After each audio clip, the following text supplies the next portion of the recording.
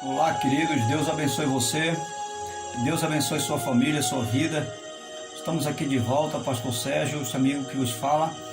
E se porventura você ainda não se inscreveu no canal, se inscreva, ative o sininho de notificações, deixe o seu like, para que todas as vezes que colocarmos um vídeo, trazer uma reflexão, você receba em seu aparelho, seja edificado e abençoado e possa abençoar outros também.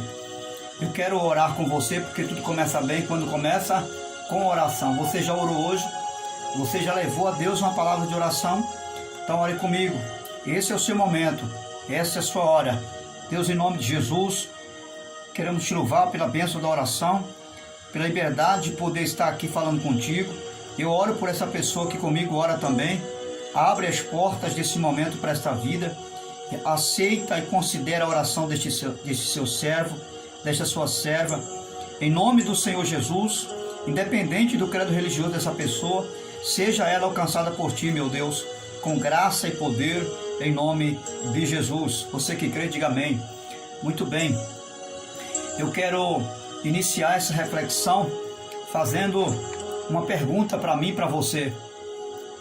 Qual a realidade da sua vida hoje?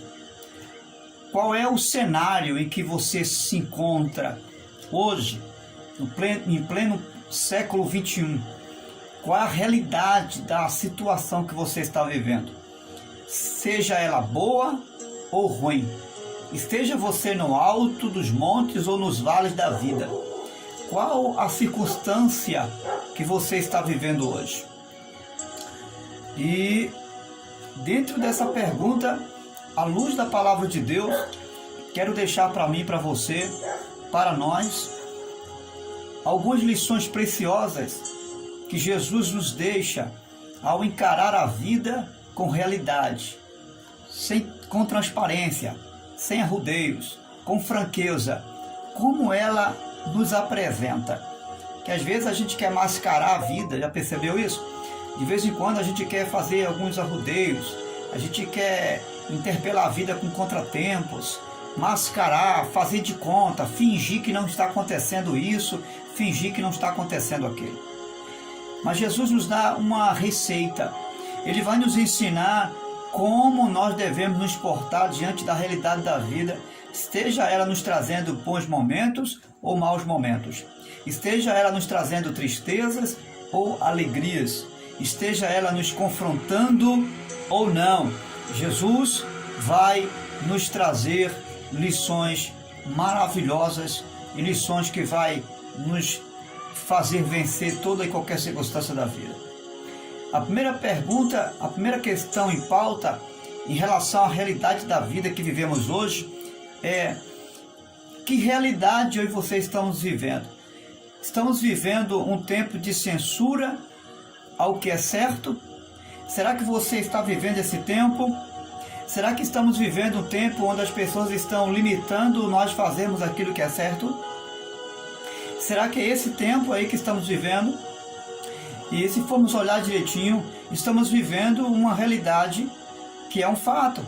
Estão colocando censura no que diz respeito àquilo que é certo. Exemplo, estão nos confrontando e dizendo que a igreja não é algo essencial, não é?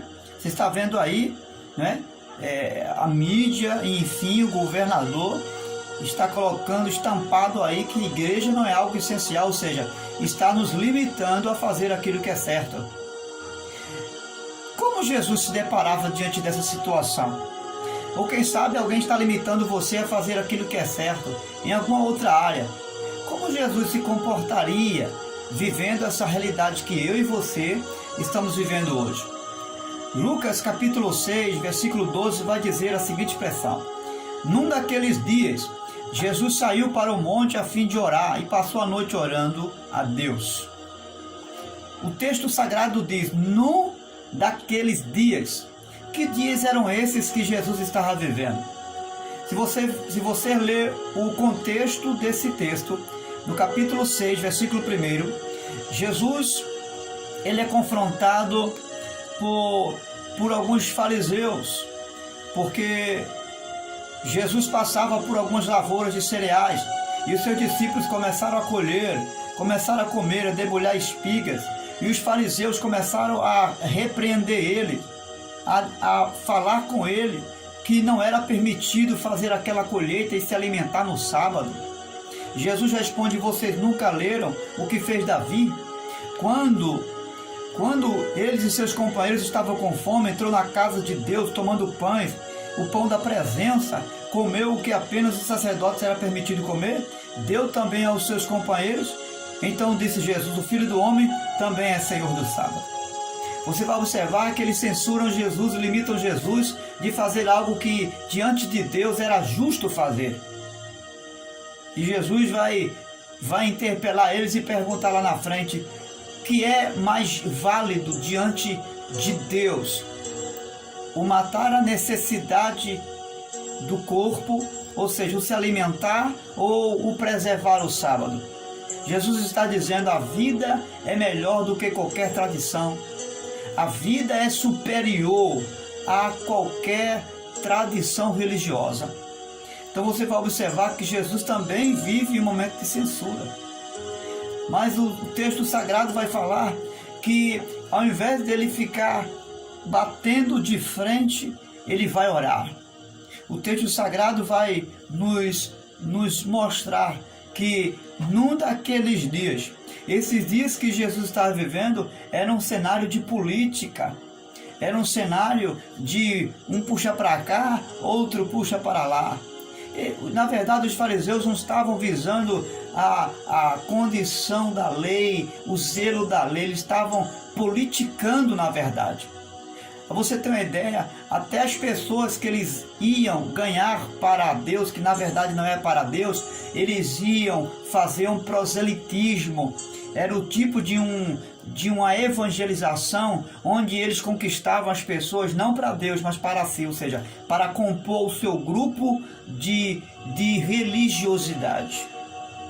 Então você vai observar que Jesus vivia em um momento de política, em um momento de censura, e ele não é detido, ele não para por conta dessas coisas, ele vai orar.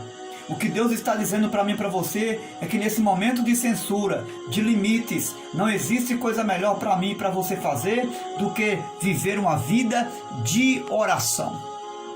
É isso que eu e você precisamos fazer. Vamos orar, e vamos orar com intensidade.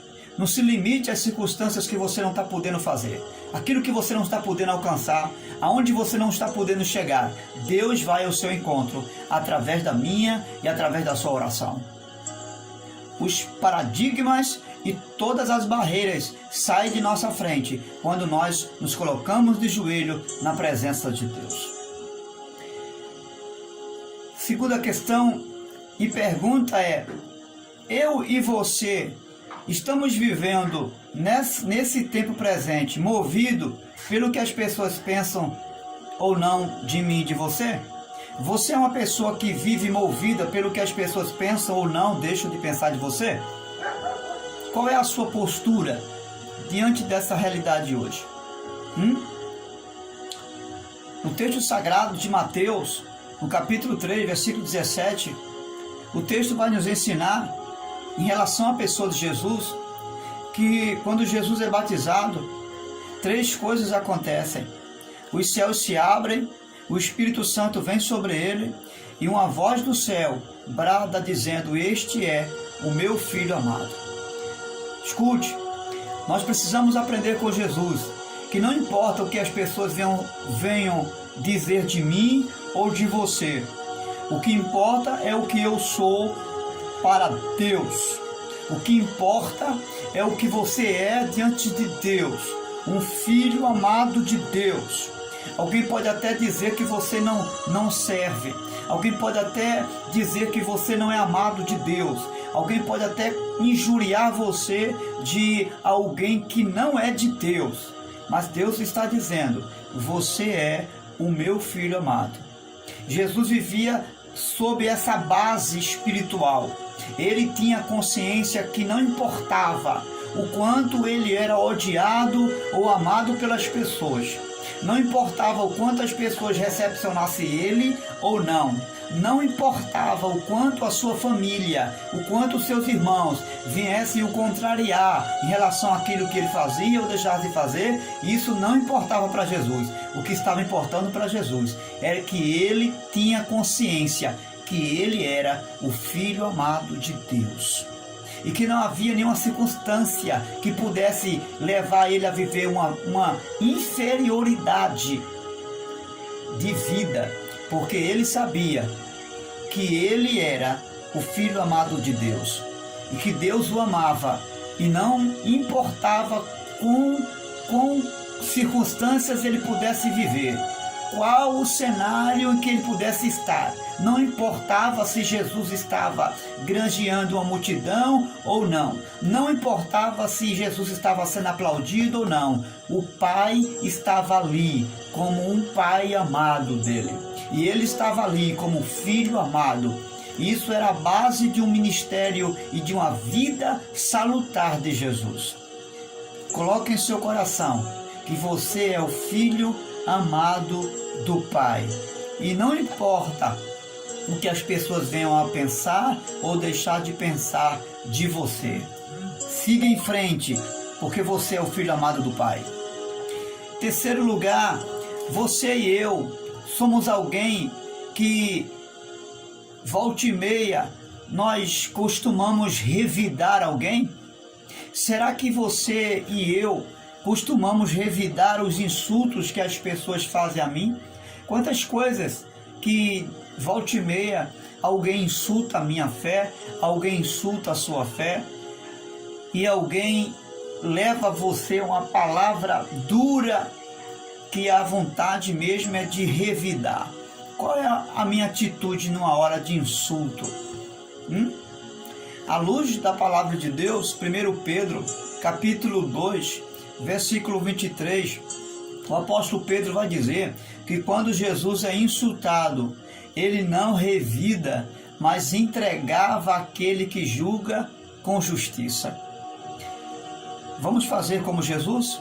Ao invés de nós revidar, ao invés de nós jogar pedra sobre pedra, ao invés de nós buscar justificar uma razão nossa, mesmo estando certo, ao invés disso, a palavra de Deus vai nos ensinar, à luz da vida de Jesus, que ele entregava a Deus a quem tudo julga, aquele que julga corretamente. Ele não ia buscar razões, ele não tentava se justificar ou se autoproteger. Não, ele entregava aquele que tudo julga e julga corretamente. Vamos procurar fazer isso? Vamos deixar de lado tentar justificar, buscar razões, buscar mostrar que está certo e que não está errado. Vamos deixar isso de lado. Vamos imitar o nosso Cristo, vamos imitar o nosso Salvador, em não revidar, em não fazer o mesmo ou jogar a mesma moeda que jogaram para nós. Vamos entregar a Deus como Jesus assim fez. A outra questão: como você e eu encaramos os problemas, com leveza ou com dureza? Quando surge os problemas diante de mim e de você, como é que nós encaramos? Com dureza, como um fardo pesado, como um jugo pesado, ou com leveza, ou seja, com facilidade, com destreza? Como eu e você se porta diante das durezas da vida? O texto sagrado vai nos mostrar uma realidade que Jesus se encontra em Marcos capítulo 5, verso 21. A Bíblia diz que Jesus se depara diante de 2 problemas ao mesmo tempo. Quantos problemas você está encarando? 2, 3, 4? Ah, pastor, é inúmeros os problemas, são incontáveis os problemas, é mesmo? Vamos aprender com Jesus como conviver com os inúmeros problemas? Vamos aprender? Marcos 5, 21, a Bíblia diz que Jesus está no caminho e aparece um homem chamado Jairo. É um homem de sinagoga, é um líder de uma das sinagogas, e ele vinha pedir a Jesus socorro porque sua filha estava tremendamente doente. Antes que Jesus atendesse o pedido de Jairo, chega uma mulher por trás dele, no anonimato, sem ele saber, sem ele conhecer, toca na orla do seu vestido e o poder de Jesus cura aquela mulher. Deus é glorificado e você já sabe o contexto. Mas vamos nos aproximar de Jairo. Mais adiante, quando esse milagre acontece, Jesus atende Jairo, e quando no caminho em que Jesus vai ao encontro da filha de Jairo que está enferma, ao recepcionar Jairo, Jairo disse: crê tão somente, não temas. Mais adiante, os servos de Jairo chegam e dizem: Jairo, não incomodes mais o mestre, porque tua filha já morreu. Escute, Jesus, ele não se espanta com aquele comportamento do servo que diz que a sua filha já morreu. Jesus olha para Jairo com o semblante, é claro, de Jairo já triste, e ele diz: não tema, Jairo, não tenha medo, apenas creia. Louvado seja Deus. Você sabe o que é que Jesus nos ensina? Ele nos ensina a enxergar as coisas difíceis do lado de fora apenas, e não do lado de dentro. Jesus, ele enxerga os problemas apenas do lado de fora e não do lado de dentro dele. E esse é o segredo de Jesus encarar as coisas de forma muito leve, sem fardo, sem jugo pesado. Esse é o método que Jesus usa para enxergar as coisas, a vida dura, as coisas de ordem de natureza impossível, muito fácil. Porque ele não vive os problemas exteriores dentro dele.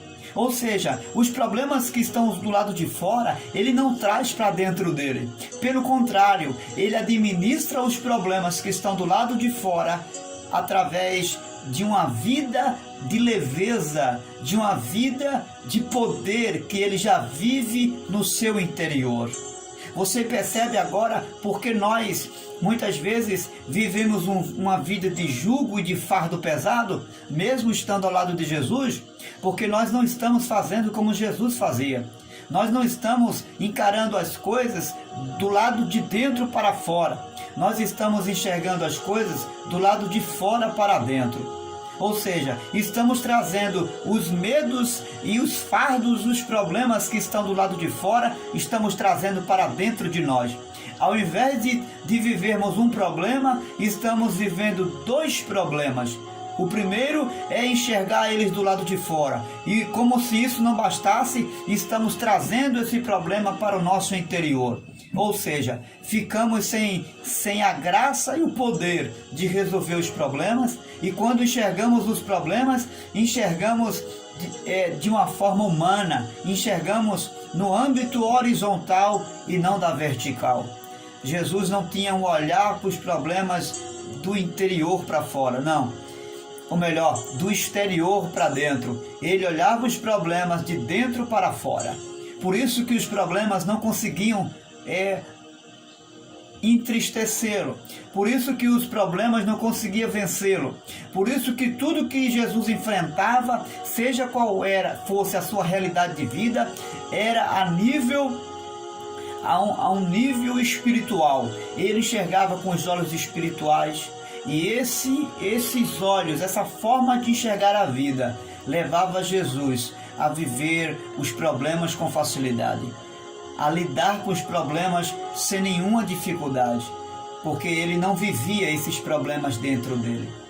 Comece a partir de hoje mudar esse seu comportamento, que eu e você venhamos a viver a realidade do nosso viver de forma leve, de forma tranquila, de forma consolidada com o que Jesus fazia. Uma outra pergunta: qual é a realidade da sua vida e a minha hoje? Você vive esperando o favor dos outros? Você é alguém que vive dependendo de que os outros façam algo para você? Você está vivendo essa realidade? Você vive esperando o favor dos outros? Qual a sua resposta? Ou você vive em função de agradar A ou B, ou em função de fazer a vontade da multidão? Qual a sua realidade hoje? Qual a sua perspectiva de vida em todos os aspectos? O que você faz é para agradar A, B, é para chamar a atenção da multidão? O que você faz está ligado? Qual é a motivação daquilo que você faz? Qual é a razão? Qual é a circunstância que leva você a fazer ou deixar de fazer, ou viver ou deixar de viver a vida? O texto sagrado em João, no capítulo 6 e versículo 38, Jesus vai dizer uma expressão bem interessante. Ele disse que veio para fazer a vontade do Pai. Tanto a mãe de Jesus quanto os irmãos vão atrás de Jesus. Ele está dentro de uma casa, cultuando, ensinando. E chamam ele e dizem: olha, tua mãe e teus irmãos estão te chamando. E Jesus manda um recado: olha, minha mãe, meu pai, meus irmãos são aqueles que fazem a vontade de meu Pai que está nos céus. Jesus está dizendo que ele tem um compromisso, e um único compromisso com o Pai. Que o compromisso dele é com aqueles que fazem a vontade do Pai. Observe que Jesus ele tem um linear de vida. Ele inclina-se para uma única pessoa, não para a multidão, não para A, para B. Ele não está preocupado em função, vivendo em função de agradar a mãe, pai e irmãos. Não, ele vive em função de agradar uma única pessoa, a vontade de Deus. E tudo que ele faz é em função de chamar a atenção de uma única pessoa, o Pai que está diante dele. Ele não vive em função de chamar a atenção da multidão que lhe cerca, nem dos espectadores que estão lhe observando com outras motivações. Não. Ele só tem uma motivação para viver: fazer a vontade de Deus. Quem sabe você está vivendo uma vida frustrada, porque você tem feito algo para chamar a atenção das pessoas. Porque quem sabe você tem ficado triste porque quando posta alguma coisa, quando faz alguma coisa na igreja, quando deixa de fazer, as pessoas, você não consegue chamar a atenção das pessoas. Você já observou que tem pessoas que colocam a foto numa rede social esperando ser curtido por alguém? Tem outros que abrem uma rede social e busca milhões e milhões de pessoas para segui-lo. Outros buscam seguidores. E isso afaga, isso traz uma certa massagem para o coração de muita gente. Você observou que isso tem levado muita gente a viver como uma função disso? Tem pessoas que não conseguem viver em função de outra coisa, senão em chamar a atenção do outro. Isso é uma doença. Eu não estou nem aí se o vídeo que eu posto, se uma mensagem que eu deixo numa rede social, se uma mensagem que eu coloco, ou se uma foto, ou se uma informação que eu posto, se alguém está lá curtindo, se alguém disse alguma coisa ou deixou de dizer, ou falou alguma coisa contra o que eu esperava, eu não estou nem aí. Sabe por quê? Porque eu não vivo em função dos aplausos e do que as pessoas acham, vão deixar de enxergar meu respeito, querido.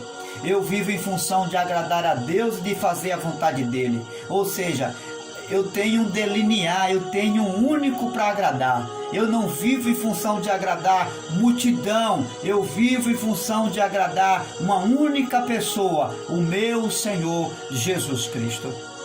É isso que importa para mim. Se você quer viver uma vida de acordo com a vontade de Deus, acabe com esse negócio de estar vivendo em função de que alguém enxergue você. Não importa se você está sendo visto pelo pastor, deixa de ser visto pelo pastor, se a igreja, ou se o seu vizinho, se a sua família, se o seu pai, se sua mãe, não importa se você não está conseguindo chamar a atenção do público, da massa, não interessa. O que importa é que você chame a atenção de uma única pessoa, a atenção do Pai, a um filho amado que é você. Quando você se tratar disso, quando você for curado disso, você vai viver uma nova realidade de vida. A sua vida, a sua expectativa de vida vai ser outra. E esse fardo que está sobre você, de viver em função de chamar a atenção das pessoas,